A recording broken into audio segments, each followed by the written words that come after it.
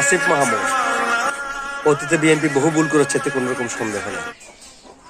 তবে তোমাকে বুঝতে হবে, অতীতে তারেক রহমান ক্ষমতা ছিল না, ক্ষমতা ছিল তার মা। সো তারেক রহমানকে আসতে বাধা দিও না, তারেক রহমানকে দেখো।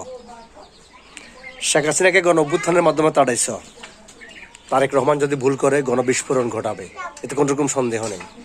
তাই একবার তারেক রহমানকে ক্ষমতা দিয়ে দেখো, দেখা যাক তিনি কি করেন। আল্লাহ হাফেজ। আসিফ মাহমুদ। অতীতে বিএনপি বহু ভুল করেছে, এতে কোনো রকম সন্দেহ নেই। তবে তোমাকে বুঝতে হবে, অতীতে তারেক রহমান ক্ষমতা ছিল না, ক্ষমতা ছিল তার মা।